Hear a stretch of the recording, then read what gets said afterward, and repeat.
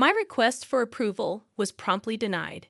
It would be fine if it's the storage shed. I exclaimed, "Don't make a fool of me. Our house is fairly spacious. If the rooms were tidied up, there would be no problem having my father live with us. Truly, my husband's feelings for me and my family are less than that of a pet." "Well then, I will sincerely clean up the storage shed and renovate it." "Even the storage shed can be used just like a regular room if it's clean. There's meaning in living with my father now," I determined. Aaron, however, seemed unenthusiastic. "There's no way I'm doing such a thing. Why do I have to renovate for your father?" I recalled the major renovation we did to ensure my mother-in-law, who visits sometimes, would not have trouble staying over. We even installed a bathroom and toilet, similar to a hotel. I won't rely on such a demon-like man anymore. I made a decision. My name is Vivian Westhill, 52 years old. I help with the company my husband runs. My son, Matthew, has left home, and it's just the two of us living together. My mother-in-law sometimes comes over, but since her house is nearby, she doesn't live with us. Reflecting on how I met my husband nearly 30 years ago, I shared, "I hate to say it myself, but I was famous for being good-looking in my hometown. My mother passed away in a traffic accident when I was in middle school, and I was living, helping each other out with my father. Although I was invited out by many men, they were nothing but a hindrance to me. I had a dream of becoming an accountant and was working hard towards that. Despite my popularity, I had a boyfriend of the same age. We would secretly call each other and go out to eat after part-time. I had no intention of dating anyone else.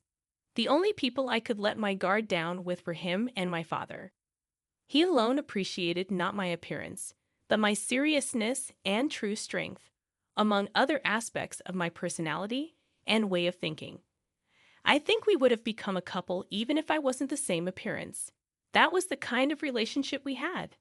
However, everything changed one day when I returned home to find an unfamiliar family of 3 in my house. Seeing me, my father made a troubled face.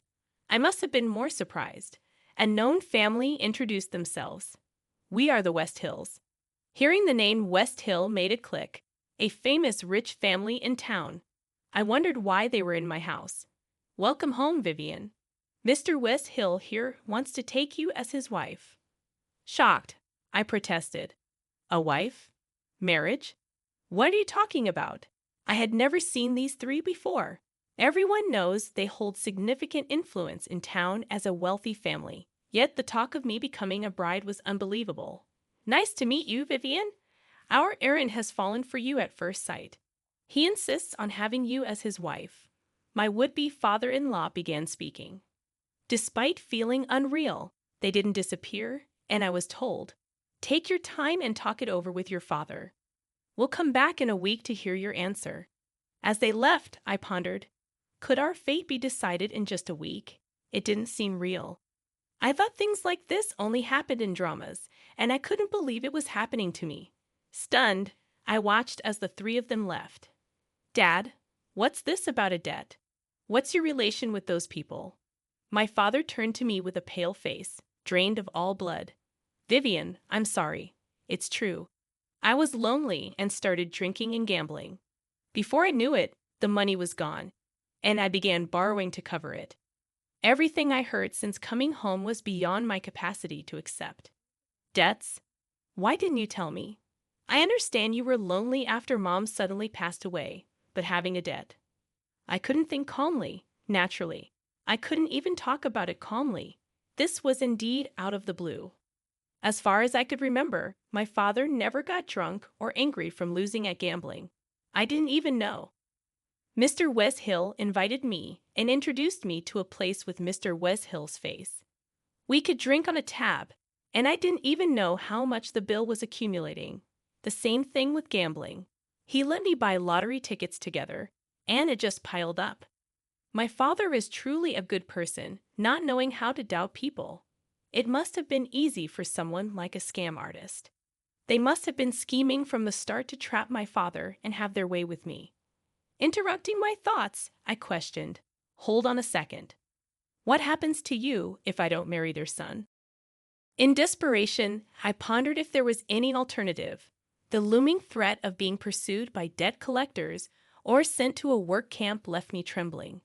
I clung to a shred of hope, suggesting, "There's no such thing as work camps these days. Can't you just keep working hard to pay it off?" My father's response was disheartening. "Sorry, Vivian, that's impossible. Debt collectors might start contacting my workplace. I might not be able to work anymore."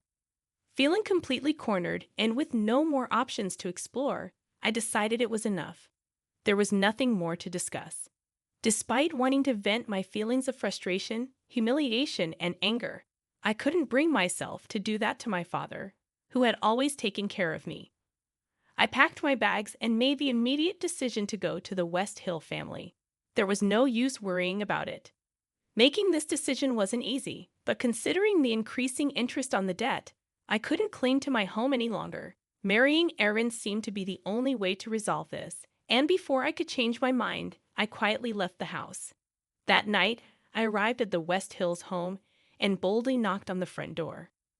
"You're early. Seems like you're blinded by money, just like everyone else," Aaron remarked.